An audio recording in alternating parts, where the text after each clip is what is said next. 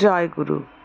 পরম প্রেমময় পরম দয়াল শ্রী শ্রী ঠাকুরের চরণে শত সহস্র কোটি আভূমি প্রণাম।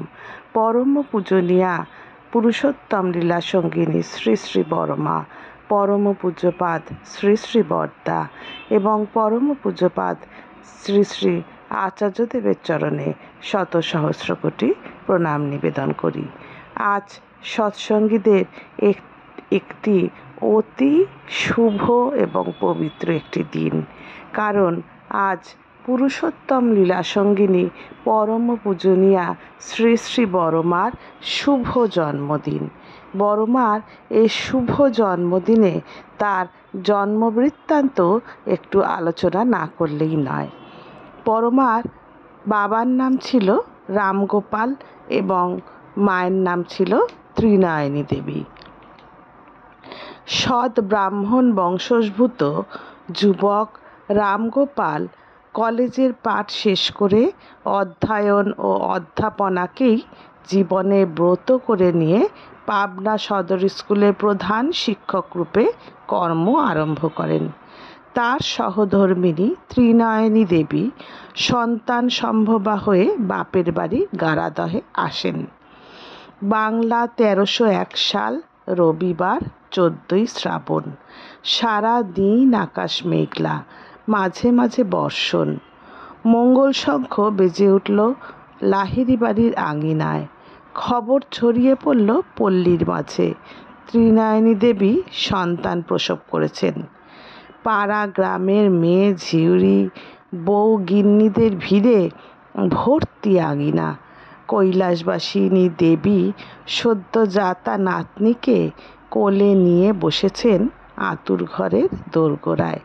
পাড়ার রায়গিন্নি ফুটফুটে শিশুকন্যাকে দেখে বললেন, ত্রিনয়নীর পেটে যেন একটি স্ফটিক জন্মেছে, ওর নাম হোক ফটকি। প্রসবের আগের দিন ভোরে দেখা স্বপ্নের কথা ভাবেন মা ত্রিনয়নী দেবী। স্বপ্নে তিনি দেখেছিলেন মা কৈলাসবাসিনী লক্ষ্মী পূজায় ব্যস্ত। আলপনা আঁকা চিত্রিত পিঁড়ির ওপর স্থাপিত লাল চেলি ঢাকা লক্ষ্মীর ঝাঁপি, রহস্যে ঘেরা ঝাঁপির দিকে এক দৃষ্টিতে তাকিয়ে আছেন ত্রিনয়নী দেবী। হঠাৎ দেখতে পেলেন টকটকে লাল পাড় শাড়ি পরা অপূর্ব সুন্দরী এক কন্যা দুই চোখে অপরূপ হাসি নিয়ে রাঙা পা দুটি ফেলে এগিয়ে আসছেন তার দিকে। পাশটিতে একবার বসেই যেন মিলিয়ে গেল সেই মেয়ে। এই স্বপ্নের কথা মাকে জানালে মা বললেন, ভোরের স্বপ্ন সত্যি হয়, এ কথা আর কাউকে বলো না। এই হলো বড়মার জন্মবৃত্তান্ত। এইবার বড়মার সঙ্গে, বড়মার যখন ১২ বছর বয়স এবং ঠাকুরের যখন ১৮ বছর বয়স, তখন ঠাকুরের সঙ্গে বড়মার বিবাহ হয়। বড়মাকে নিয়ে ঠাকুর বিভিন্ন স্থানে বিভিন্ন বক্তব্য করেছেন, তারই কিছু অংশ আপনাদের সামনে তুলে ধরছি। একদিন শ্রী শ্রী ঠাকুর সহাস্যে বললেন, মায়েদের রকমই ওই, এদিকে পেট ছিঁড়ে খাওয়াবে আর বলবে খেলে কই। আমাকে খাওয়ানোর বেলায় বড় বউও অমনি করে। বড় বউ কাছে বসে যখন খাওয়ায় তখন টেরই পাই না কতটা খেলাম, খাওয়ার পর টের পাই। তাই খাবার সময় বড় বউ কাছে না থাকলে আমার খাওয়াই হয় না। বড় বউয়ের সঙ্গে আমার বিয়ে না হলেই আমি গিয়েছিলাম আর কি। আমার হাতে পড়ে ওকে আজীবন তাফাল কম সামলাতে হয়নি, কিন্তু ও বরাবর সমানে খুশি। আমার চলার পথে কোনো অন্তরায় তো সৃষ্টি করেইনি, বরং হাসি মুখে আমার সহায়ক রূপে আমার পাশে এসে দাঁড়িয়েছে। আর গিন্নিও বড় পাকা গিন্নি। বড় বউ যেমন সুশৃঙ্খলভাবে অল্পের মধ্যে সংসার চালায়, অমন আজকাল খুব কম দেখা যায়। কর্তামার গালাগালি ওকে মানুষ করে দিয়ে গেছে। কর্তামার কড়া শাসন ছিল, আবার ভালোবাসতেনও খুব। বাবাও বড় বউকে খুবই ভালোবাসতেন। বাবার ধারণা ছিল আমার ও মার কোনো সাংসারিক বুদ্ধি নেই।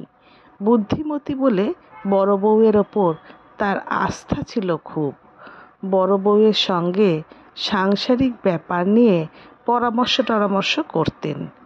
বড় বউয়ের সংরক্ষণ বুদ্ধি তিনি খুব পছন্দ করতেন। আবার বলতেন, তোমার কাছে যদি কিছু থাকে তা কিন্তু অনুকূলকে বা তোমার শাশুড়িকে কইও না, একবার টের পেলে আর রক্ষে নেই। এই বলে শ্রী শ্রী ঠাকুর নিজেই হো হো করে হেসে উঠলেন। সঙ্গে সঙ্গে সবাই উচ্চস্বরে হাসতে লাগলেন। হাসতে হাসতে শ্রী শ্রী ঠাকুরের ডান চোখ বেয়ে জল গড়িয়ে পড়ল।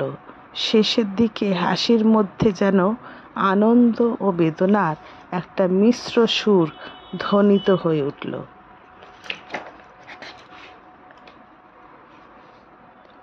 আরেক দিন শ্রী শ্রী ঠাকুর বড়মা প্রসঙ্গে বলছেন, একবার বড় বউ একলা নিজে জল পর্যন্ত এনে 300 থেকে 400 লোকের রান্না করেছিল। তাছাড়া আরও কতবার যে কি করেছে তার ইয়ত্তাই নেই। ওই সব মানুষ যারা অমনিভাবে এডুকেটেড হয়ে উঠেছে তারাই 10-এর মা হতে পারে।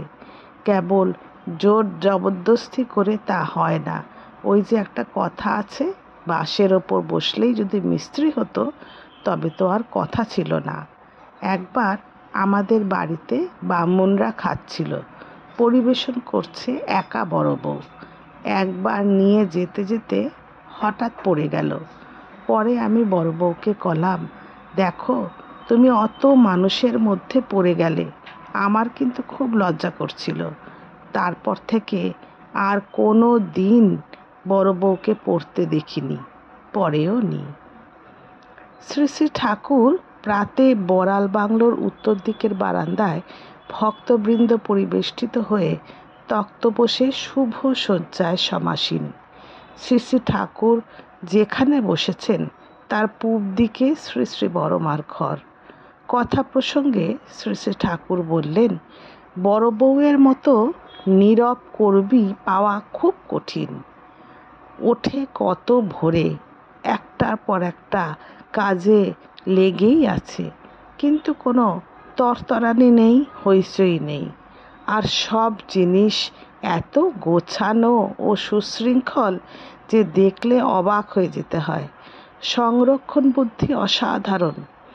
তার কাছে চেয়ে পাওয়া যাবে না এমন সাধারণ সাংসারিক প্রয়োজনীয় জিনিস খুব কমই আছে, অথচ থাকে তো ওইটুকু জায়গার মধ্যে।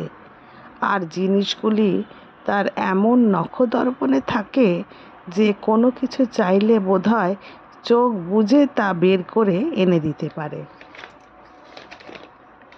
একবার চিঠিতে শ্রী শ্রী ঠাকুর বড়মাকে চিঠি লিখছেন। সেই চিঠিতে শ্রী শ্রী ঠাকুর কি লিখেছেন শুনুন।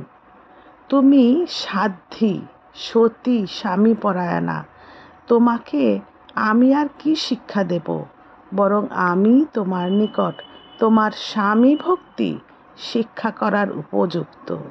পারো তো তুমি আমায় যত দূর পারো চালাইয়া লইও।